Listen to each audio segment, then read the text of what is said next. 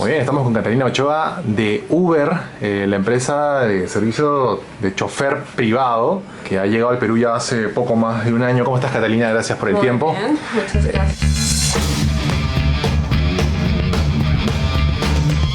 Una de las cosas que el usuario siempre desea saber respecto a sistemas como este es el tema de por qué Uber, cuando llega al país, lanza una propuesta casi disruptiva, porque ya había modelos de taxi a través de aplicación. ¿Cuál fue el factor que metió Uber para ser disruptivo por completo en el país? ¿Cuál fue el modelo que trataron de romper? Wow, esa es una pregunta muy interesante. A ver, nosotros lo que vimos en Perú es que había una gran oportunidad. ¿Por qué? Porque Uber traía unos estándares de calidad que iban a ser mucho mayores que lo que había en la industria, en términos de seguridad, en términos de atención al usuario, en términos de confiabilidad. Entonces este fue, digamos, uno de esos plus que nosotros sabíamos que iba a llegar y que con nosotros y que iba a tener mucha acogida dentro de los usuarios. Claro. Adicionalmente, nosotros traíamos una tecnología que estaba órdenes de magnitud por encima de todo lo que había en el mercado. Y para darte algunos unos ejemplos de aquellas cosas que vienen, que introdujo Uber en el mercado peruano, es el tema, por ejemplo, del cobro por distancia, que no existía, ¿no? Acá se cobraba por cuadrantes o por zonas. Uber, cuando entró en Perú, dijo, bueno, esta no es, digamos, la opción más óptima, digamos, más justa para el usuario. Entonces introduce un sistema mucho más sencillo, mucho más transparente, que es el cobro por distancia en el servicio de UberX y de distancia y tiempo en el servicio de Uber Black. Claro, porque las otras aplicaciones que habían aparecido tenían el tema del pago en efectivo, pago contra entrega o también débito y crédito. Pero en este caso, Uber igual tiene la ventaja de ser usado en otros países bajo la misma cuenta. Exactamente. Por ejemplo, hace unas semanas que estuvo acá en la conferencia del Banco Mundial, nos dimos cuenta que definitivamente Uber es la aplicación preferida alrededor del mundo, ¿no? Gran cantidad de usuarios de visitantes en la conferencia llegaron y lo primero que hacen en el aeropuerto es preguntar, ok, ¿cómo pide Uber? Y en realidad es bastante sencillo, ¿no? No necesitas crear una nueva cuenta o registrar una nueva tarjeta de crédito. La misma aplicación que sirve en Londres sirve en Perú, sirve en París, sirve en Nueva York con la misma cuenta. Y eso que te indica también que a Perú está llegando lo último en tecnología, ¿no? Es como hace muchas décadas en que Perú tenía que esperar años para que llegara lo último en tecnología. Hoy esta tecnología se puede desplegar a nivel global en un minuto, ¿no? Claro, ¿cuál ha sido el crecimiento que ha tenido Uber en todo este tiempo operando en el Perú? Bueno, la verdad, Uber le ha ido muy bien en Perú. Es una empresa, digamos, que tiene un crecimiento sin precedentes, no solamente a nivel global, es decir, Uber en 5 años de operación ya hoy está en más de 360 ciudades y 60 países, sino también específicamente en Latinoamérica. Ya estamos en México, Costa Rica, República Dominicana, Panamá, Brasil, Colombia, Perú, Chile, es decir, estamos ya Uruguay, estamos en toda Latinoamérica. Y en Perú especialmente el crecimiento ha sido muy bueno. Te digo que es un negocio que crece más del 10% semana a semana. Creo que eso en ninguna industria o en ningún negocio es algo que se vea comúnmente. Claro, rarísimo, sobre todo en un mercado tan saturado como el peruano, o bueno, básicamente el limeño, en el que según cifras de la misma CETAME hay más de 200.000 taxis en la ciudad. Uno de cada 50 limeños hace taxi para vivir. ¿Cómo es que Uber puede garantizar el mismo estándar de calidad en un sistema tan saturado? Va un poco a lo que te decía al principio, ¿no? Que es esta idea de traer un servicio de mayor calidad, ¿no? Es cierto, como tú dices, que había un servicio de mala calidad que estaba un poco saturado, ¿no? Es decir, hay mucha de esa oferta. Hay mucha informalidad, sobre todo. Mucha informalidad, y hay mucha de esa oferta que no cumple con los estándares de calidad que está buscando la gente. Cuando la gente encuentra un servicio como Uber, empieza a crecer porque inmediatamente ve esa afinidad con sus necesidades, ¿no? Adicionalmente, Uber también le apunta mucho a quien es el dueño de su auto y que desea dejarlo en la casa. Muchos de nuestros usuarios son dueños de vehículo privado que deciden dejarlo en la casa porque encuentran en Uber una alternativa real a aquello que tenían antes en su vehículo privado, ¿no? Una experiencia de verdad de conductor privado y no un servicio, digamos, de taxi de la calle que no cumple con los estándares que esperan. Entonces yo pienso que ahí y adicional al tema de seguridad han hecho que tenga una muy buena acogida entre el público. En el caso de los colaboradores de Uber, ¿cuál es el proceso de selección que debe pasar una persona que desea formar parte de la flota de choferes privados? Bueno, nosotros tenemos toda una serie de filtros. Una de las grandes prioridades de Uber en Perú es tener un servicio de gran calidad y seguridad.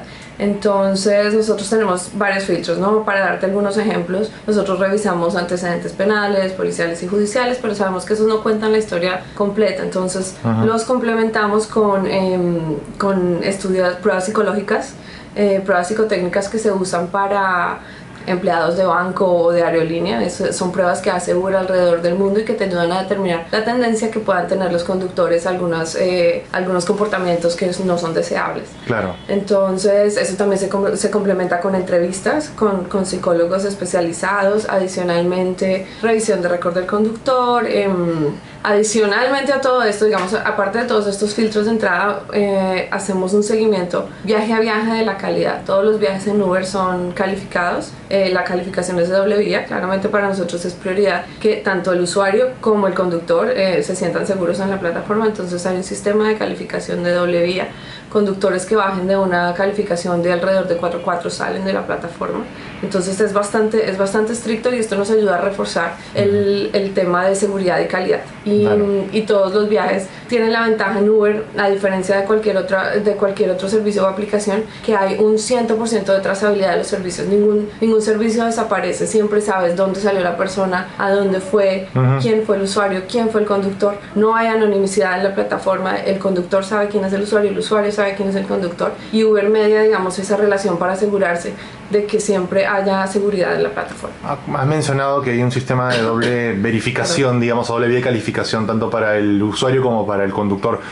Así como el conductor sale de la plataforma por una calificación menor a 4.4, ¿se puede banear un usuario también de Uber en base a la calificación de los conductores? Sí, efectivamente. Digamos que no ha sido el caso hasta ahora en Perú, pero alrededor del mundo ya hemos tenido muchos casos en los que hemos, como tú dices, baneado usuarios por mal comportamiento. ¿Bajo el mismo esquema de calificación, bajo ese alto puntaje igual? Sí. ¿Y cuánto de tiempo, digamos, cuál es la tasa en promedio que evalúan o que observan? Porque, digamos, en 2 viajes uno puede tener 5 o 3 y tiene una media de 4 y no pasa. ¿Cuánto tiempo a prueba está un usuario o un conductor? Hasta ahora, como en Perú no hemos tenido ese problema, digamos que por ahora no ha surgido la necesidad de hacer ese análisis desde el punto de vista de los usuarios. Todos los usuarios de Uber han sido muy respetuosos, digamos que no hemos tenido ningún conflicto en ese sentido, entonces no hemos tenido que aplicar la regla desde el lado del usuario, desde el lado del conductor, por temas de calidad, por temas de servicio, sí estamos monitoreándolos constantemente. Hay varios detalles respecto a la plataforma y muchas de las opiniones de los usuarios van directamente a cómo el conductor trabaja con aplicaciones de terceros como Waze, por ejemplo. Y que para muchos conductores, lamentablemente, Waze se convierte en la Biblia para el manejo en la ciudad y siguen la ruta que les traza Waze y no escuchan la sugerencia del usuario, a pesar que el usuario conoce también su ruta. ¿Cómo se manejan esos parámetros? ¿Cómo es que evalúan ahí la interacción? Es una pregunta interesante porque me vienen sugerencias de los dos lados, ¿no? Hay quienes dicen, por favor, que los conductores siempre usen Waze porque si no me quedo atrapada en el tráfico. Y hay quienes dicen, no, que no use Waze porque la ruta se vuelve muy larga o se va por sitios que son peligrosos. Entonces la indicación que tienen los conductores cuando están conectados en la plataforma de Uber es solicitarle al usuario que desea si utilizar una aplicación como Waze para determinar su ruta, o si prefieren que sugerir la ruta o que el conductor le sugiera alguna. Ok, otro de los detalles es la tarifa dinámica. ¿Cuál es el criterio para determinar la tarifa dinámica dentro de la aplicación de Uber? Bueno, esto es un algoritmo que se genera automáticamente, es el mismo alrededor del mundo. ¿Y qué es lo que busca? Lo que busca es que siempre haya oferta de conductores, ¿no? Entonces, cuando hay una reducción en la oferta, es decir, cuando hay más gente solicitando servicios que servicios disponibles, sube la tarifa. Inmediatamente los conductores se enteran de que hay zonas, porque todos tienen su mapa vigente en la aplicación, actualizado minuto a minuto. Ellos ven donde hay zonas de alta demanda, donde se les está pagando más por servicio, entonces todos se dirigen hacia esas zonas. ¿Y qué pasa? La oferta en ese momento se incrementa y los precios bajan automáticamente. Entonces la idea de nosotros es siempre mantenerlos digamos, en la tarifa normal, pero temporalmente a veces suben con el fin de hacer, digamos, ese reajuste entre oferta y demanda. O sea, es que un tema de compensación por presencia en zona no es un tema de demanda del usuario. O sea, asumo que la tarifa sube porque no hay autos en la zona. Exactamente. Entonces, ¿qué es lo que haces? Al subir la tarifa, sube la tarifa para el usuario, pero también sube para el conductor. ¿sí? Es decir, el conductor gana más por un servicio que hace en tarifa dinámica. Claro. Entonces, ¿qué pasa? Cuando ellos saben, por ejemplo, que acá a un par de cuadras hay una zona de tarifa dinámica, comienzan a dirigirse hacia allá. ¿Y qué pasa? Una vez llegan, entonces sube la oferta de conductores y así la demanda puede ser atendida y como resultado de esto vuelve a bajar el precio. Claro, ahora, son factores bien específicos porque si uno coloca el destino a una cuadra siguiente, puede pedir un servicio sin tarifa dinámica. Bueno, no es tan así, la verdad las zonas no son, las zonas van, haz de cuenta como en un degradé, entonces no es necesariamente una frontera de fácil definición, sino sí tratamos de que hemos ido innovando a lo largo del tiempo y antes sí eran zonas muy definidas, pero ahora está siendo como más zonas en degradé, las fronteras son más blandas, digamos. Por Ok, o sea, digamos, no es tan estricto en el tema de corte por una avenida o corte por distrito, sino que hay una especie de layer ahí que se va difuminando según la distancia. Exactamente, hacia allá es hacia donde vamos y digamos que Uber está por lanzar varias innovaciones en ese sentido. Otro de los detalles que me han estado preguntando mucho sobre el servicio es el tema de la adhesión de servicios de banco. Tanto, bueno, yo personalmente promuevo mucho el uso de tarjeta de débito para el sistema de Uber. Pero en los últimos meses hay algunos bancos que ya no están permitiendo el pago del servicio en Uber, caso de Interbank directamente. ¿Cómo están resolviendo eso para ampliar la cobertura? Porque no todos tienen una tarjeta de crédito, o no todos pueden acceder a un crédito, pero sí tienen un pago de cuenta de haberes con Visa y que Visa ahora permite a través de los códigos traseros también hacer el pago por internet. ¿Cómo están manejando ese parámetro? ¿Con qué banco se puede trabajar? ¿Si se piensa retomar la conversación con los otros bancos que han dejado del sistema? Sí, nosotros siempre estamos en comunicación con los bancos, claramente son nuestros aliados tácitos en toda esta operación. Nosotros alrededor del mundo siempre tratamos de empujar el uso de la tarjeta de crédito porque permite que haya una experiencia mucho más cómoda para el usuario, el crédito o débito, ¿no? Subirse al auto, viajar, bajarse del auto, exhibir dinero no físico. tener que preocuparse, exactamente. Esa es, digamos, como la experiencia como surgió en Estados Unidos, tuvo mucha acogida alrededor del mundo. Pero ¿qué pasa? Llegamos a medida que se va expandiendo globalmente Uber, llega a países donde la penetración de la tarjeta de crédito es baja, donde hay muchos problemas, por ejemplo, con las tarjetas de débito. En Perú, por ejemplo, tenemos el caso en que la gran mayoría de tarjetas de crédito no tienen código de seguridad por detrás, lo cual no permite que se pueda utilizar en aplicativos móviles. Entonces ya de ahí muchas de las tarjetas de débito y muchos de los usuarios de tarjetas de débito a los que nosotros podríamos estar llegando no lo podamos estar haciendo. Claro. Sabemos que los bancos están haciendo un gran esfuerzo por hacer el cambio de todas estas tarjetas, pero eso va a tomar tiempo. Entonces estamos en constante diálogo con los bancos buscando el que habiliten más tarjetas para que se puedan utilizar en la aplicación. Realmente es algo que en la gran mayoría de casos no se excede. Claro, en algunos casos específicos había personas que me relataban el tipo de cambio de cobro, que a veces el servicio se cobraba en dólares y se hacía el cambio a soles y era básicamente por el tipo de cambio bancario que le costaba mucho más al usuario. ¿Se piensa establecer ya un tarifario en soles? ¿Se va a seguir cambiando dólares para luego cobrarse en soles? ¿Cómo es el cobro ahí? Mira, Uber alrededor del mundo tiene la política de cobrar en moneda local. Es decir, en todo el mundo Uber hace el esfuerzo para que toda la transacción a lo largo de la cadena se mantenga en moneda local. Sin embargo, hay bancos en Perú que hacen la conversión a dólares por tratarse de una transacción hecha con procesadores internacionales. No lo hacen todos los bancos, no lo hacen en todas las tarjetas y no lo hacen a todos los usuarios. Uber realmente no tiene ningún control sobre la tasa de cambio que utilicen los bancos, pero como te digo, no es un pequeño porcentaje de las transacciones. Estamos igual trabajando con los bancos para que esto se solucione y bueno, y le apuntamos a que se solucione en el corto plazo porque no nos conviene a nosotros tampoco, ¿no? Sí, claro. ¿Cómo enfrentan el tema de la demora en la llegada al punto de recojo? En algunas ocasiones que me ha tocado vivir, he visto que están a 3 minutos y de repente los veo a 5, a 6, llaman y dicen no voy, o el tema de disponibilidad en eventos como por ejemplo el Perú-Brasil de hace algunas semanas, no hubo servicio disponible en ningún momento durante el partido. O sea, eso no es cierto. Claro, o sea, son situaciones que seguramente uno puede suponer que van a ocurrir, pero afectan al usuario que tiene una experiencia premium y que dice, vamos, puedo disponer de un servicio que se jacta de estar disponible siempre. ¿Cómo manejan esos parámetros de satisfacción del cliente en tiempos de llegada, en servicio de recojo, todo eso? ¿Cómo es que lo evalúan? Porque no es un tangible, no es un cuantificable cuantificarlo en la aplicación. Es un tema de experiencia que seguramente el usuario no se atreve a reportar a tu sistema, pero sí lo hace en redes.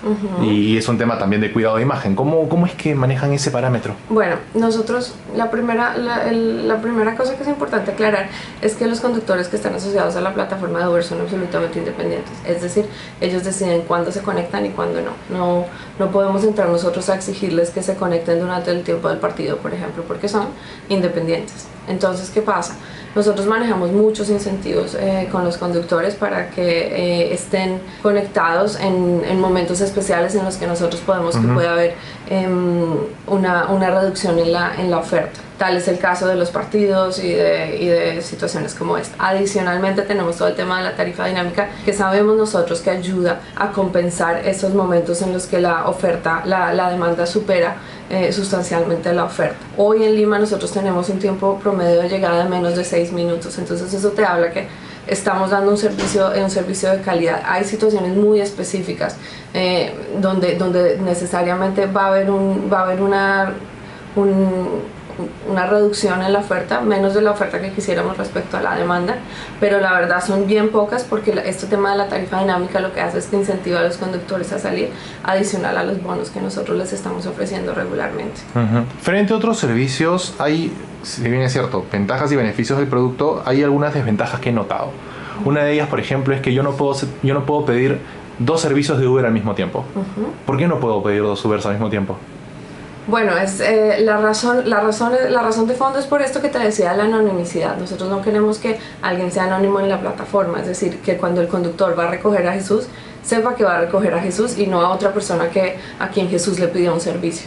Esa es parte de nuestro, digamos, compromiso con los conductores, es el que no haya anonimicidad en la plataforma, que ellos sepan quién se va a subir en el auto. Entonces, cuando una persona está solicitando 2 servicios claramente al tiempo, claramente uno no es para sí mismo. Sin embargo, tenemos alternativas para eso, ¿no? Tenemos las cuentas de Uber for Business, por ejemplo, en las que tú puedes registrar varias personas con una misma tarjeta de crédito y así puedas pedir múltiples servicios al mismo tiempo. En este caso contamos con 3 categorías de servicio de Uber. Tenemos el Black, el X y el Bici. Y itinerantemente han aparecido otros productos, promociones, pero ¿qué otro producto fijo va a estar llegando por parte de Uber en los próximos meses? Bueno, todas estas actividades que nosotros hacemos, que en inglés llamamos stunts o promociones o eventos especiales, lo que buscan es probar, digamos, la capacidad que está teniendo Uber para manejar temas logísticos. Ya lo hacemos alrededor del mundo. Por ejemplo, en Nueva York tenemos desde hace ya un par de años el servicio de Uber Rush, que te permite llevar paquetes de valor, o tenemos el servicio de Uber Eats también ya desde hace varios años en varias ciudades. Delivery de comida. Delivery de comidas con una garantía de 10 minutos. Tenemos también en México el servicio, en varias ciudades en Estados Unidos más de 10 también, incluyendo adicionalmente París y Londres por lanzarse el servicio de Uber Pool, que es el servicio de auto convertido. Tenemos Uber Commute en China. Vamos lanzando diferentes servicios, pero ¿qué pasa? Antes de lanzar todos esos servicios tienes que hacer varias pruebas, ¿no? Y nosotros, digamos, en semanas pasadas, cuando lanzamos esta alianza con Big Box, también o cuando hicimos el lanzamiento de Ice Cream, eso nos permite probar nuestra capacidad logística e ir ajustando, ¿no? Entonces, por ahora, así en el muy corto plazo, estamos más enfocados en crecer en términos de la cobertura de Black y X a toda el área metropolitana de Lima, y ya después, cuando ya hayamos, digamos, logrado más ese objetivo, entonces sí estaremos lanzando más productos asociados a la logística. Otra de las desventajas que he notado respecto a otros servicios es que uno no puede reservar un auto en Uber. ¿Por qué uno no puede reservar Uber? Bueno, la razón es bien simple por la que no puedes reservar, y es porque el conductor debe hacer dinero en la plataforma, ¿no? Esa es la razón por la que se conecta, y es la razón por la que está trabajando en la plataforma. Ahora, el tiempo que uno toma reservar a un conductor, ya digamos alrededor del mundo está desapareciendo. ¿Por qué? Porque el conductor en la hora antes al viaje, dado que en Uber ningún conductor puede rechazar un viaje por el destino al que quiere ir el pasajero, hay la posibilidad de que le salga un viaje antes, en la hora anterior, que lo lleve a un destino que no le permite estar a tiempo para la reservación. Entonces, básicamente, este conductor tiene que estar inactivo por una hora. no tiene ningún sentido económico el que una persona esté parada esperando a que otra baje, cuando en realidad hay disponibilidad en el mercado, ¿no? Hay disponibilidad en la oferta de Uber a través de que siempre al toque de un botón hay un conductor cerca. Entonces no hace falta, ¿no? Si yo te digo que hoy el promedio de llegada está está un poco por debajo de los 6 minutos, no necesitas reservar un servicio. Claro, lo digo por situaciones muy específicas, como por ejemplo irte al aeropuerto a las 3 de la mañana. Siempre hay, al aeropuerto a las 3 de la mañana. A eso iba, ¿no? Situaciones muy específicas como esa en la que uno dice, es mejor que lo separe en vez de despertarme y ver que no hay vehículos disponibles para no tomarme por sorpresa, por dependiendo de la cobertura de la zona y todo lo demás, ¿no? Sí, entiendo que es un cambio de mentalidad respecto a antes, porque efectivamente cuando no existían servicios como Uber, probablemente todos los taxis de la calle se van a dormir y todo eso, pero en realidad eso en Uber eso no sucede hoy, ¿no? Siempre hay disponibilidad, nosotros siempre estamos monitoreando tanto la utilización de los servicios, es decir, que un conductor esté ocupado la mayoría del tiempo, como esos momentos en los que no hay servicios, para introducir incentivos y hacer que se conecten en esas horas. Acabas de mencionar que los conductores no pueden cancelar un viaje o un recojo. Sí. Pero me ha pasado varias veces en que yo he esperado un taxi, un Uber, y de repente veo la aplicación y dice el chofer tuvo que cancelar, tienes que tomar otro. Entonces, ¿en qué quedamos? Bien, no, los conductores en principio no pueden hacer esto, salvo que haya alguna suceso excepcional. Ojo, no llaman, no mandan un mensaje, ni mucho menos, no reportan por qué no están... Te lo hacen a través de la aplicación. La verdad, los usuarios también, nosotros también les decimos a los conductores que manejen el tema de estar llamando a los usuarios, porque a muchos usuarios, a la gran mayoría, les molesta que los estén llamando. ¿En serio? Sí. A mí me molesta que no me llamen. Es difícil tener contento a todo el mundo, entonces la aplicación tiene está perfectamente coordinado para que apenas se cancele un servicio tú lo sepas. Pero a lo que me refería con que los conductores no pueden cancelar un servicio es que no pueden llegar a recogerte y tú les dices, oye, voy a San Juan del Lurigancho, y no te pueden decir, no, yo por allá no voy. No, eso no puede suceder en la plataforma. Claro, eso no sucede en la plataforma, pero sucede cuando te llaman. A mí me ha pasado un par de veces que he querido ir a Los Olivos y hablando, sí, ¿a dónde va, señor? No, ellos no pueden preguntar a dónde vas. Me ha pasado 2 veces. Bueno, te ha pasado 2 veces, desafortunadamente. Espero que hayas llenado el tiquete, porque esos son conductores que deben salir de la plataforma. Ok, es bueno saber eso, porque usualmente en las condiciones no se aclara mucho eso. Pero es bueno por lo menos que sea transparente en ese caso. Y otro detalle más, el tema de... ¿Cómo se hace con el tema multicuenta? ¿Hay algún riesgo? ¿Cómo, por ejemplo, si es que algún usuario puede tener 2 cuentas? Si un usuario puede tener 2 cuentas, no. Un teléfono solo puede tener una cuenta. ¿Y una tarjeta también? ¿Cómo hacen con el tema de las tarjetas? Puedes tener varias tarjetas asociadas a varios teléfonos. Claro, pero una tarjeta asociada a 2 cuentas. Una tarjeta asociada a 2 cuentas, sí puedes tener una tarjeta asociada a 2 cuentas. Ya, es bueno saberlo también, porque hay gente que, por ejemplo, un jefe de familia decide dejarle el número a sus hijos para que tengan cuentas independientes también. Igual estas son cuentas que nosotros monitoreamos para que no vaya a haber fraude, ¿no? Porque también esa es una típica forma de fraude. Claro. Pero en principio sí. Bueno, obviamente en el país el asunto del transporte no está reglamentado ni por casualidad, y eso otorga ciertas ventajas también. Uber ha tenido algunos problemas legales en diferentes países. Aquí en el Perú no lo va a tener porque no hay orden acá. ¿Cómo están manejando el tema de este tipo de impactos negativos respecto a la marca en países como España, en Francia, que ha habido problemas conocidos en Uber? Bien, efectivamente Uber es conocido como el gran disruptor, digamos, de esta generación, ¿no? Obviamente, al entrar en un sector, en una industria que llevaba años sin modernizarse, sin actualizarse, donde estaba regida por reglamentación que fue escrita hace 20 años, cuando ni siquiera existían los teléfonos celulares o los GPS. Claramente, cuando entra Uber con la propuesta de valor que trae, que tiene gran acogida entre los usuarios, pone a temblar un poco a las industrias existentes, pone al gobierno a pensar, bueno, ¿cómo lo incorporo dentro de la arquitectura de movilidad de la ciudad? Entonces es natural que Uber sea un disruptor.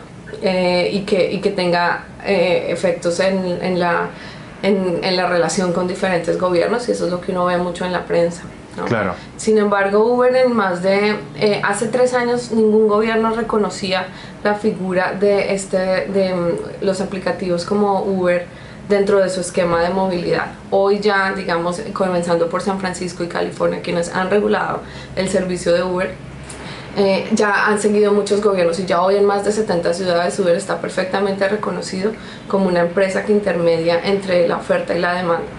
Y así vamos, ¿no? Es un trabajo que hay que hacer ciudad a ciudad y se va haciendo, y la verdad los resultados son espectaculares cuando en menos de 3 años ya con más de 70 gobiernos se ha logrado ese diálogo y ese entendimiento de que la propuesta de valor que trae Uber eleva los estándares de la industria, le da un mejor servicio al usuario. Claro, pero en algunas sociedades ha tenido que estandarizar su trabajo. Por ejemplo, en el caso de Berlín, que existe Uber Taxi, adaptado al propio sistema público de taxis de la ciudad. Bueno, la adaptación es, no quisiera hablar de los detalles de Berlín porque no los conozco muy bien, pero sí te puedo decir que muchas veces las ciudades dicen, me gusta tanto el servicio de Uber, el tema que se pueda pedir por la aplicación, todo el tema de seguridad, que no haya anonimicidad, que quisiera pedirle a todos los conductores de taxi que se sumen a la plataforma de Uber. Es algo que a nosotros no nos funciona muy bien, pero algunas ciudades lo piden y bueno, trabajamos con las ciudades en probar los sistemas. ¿Cuál es la flota actualmente de Uber? ¿Cuántos conductores integra el sistema aquí en el Perú? Bueno, nosotros en realidad esos números son confidenciales, obviamente por temas del negocio. Uber aún no es una empresa pública, entonces trata de ser muy reservada con su información, pero como te digo, es una empresa que está creciendo más del 10% semana a semana, y son más de 1000 aplicaciones las que recibe a la semana para hacerse de conductores de Uber. Y un último detalle respecto a la factura electrónica. Se emiten recibos en el sistema para un registro del usuario y que pueda medir ahí su consumo y todo lo demás, pero en algunas ocasiones algunas empresas o usuarios piden facturas para hacer un tema de crédito fiscal. Uber no emite facturas. ¿Cómo se maneja ese tema si es que alguna persona que desea tener una factura con crédito fiscal requiere pedírsela a Uber porque el conductor tiene otro tipo de... su RUC está asociado a otra actividad? O sea, un conductor de Uber no necesariamente es conductor o cobra por servicios de conducción, sino que su RUC está asociado a su actividad laboral primaria o en la que él inscribió su propio registro único de contribuyentes. No existe un RUC de Uber en el país. No, efectivamente, como te decía, Uber es una plataforma tecnológica que intermedia entre quien presta el servicio, que es el conductor y el usuario. Uno de los requisitos que nosotros exigimos a los conductores para trabajar asociados a la plataforma es el que puedan emitir factura. Entonces es una exigencia que nosotros les hacemos, y en principio toda la persona que necesite factura se la tiene que solicitar al conductor, el conductor debe dársela. En otras ciudades del mundo nosotros hacemos todo el tema de la facturación electrónica, los ayudamos para que no haya el intercambio de papel, ¿no?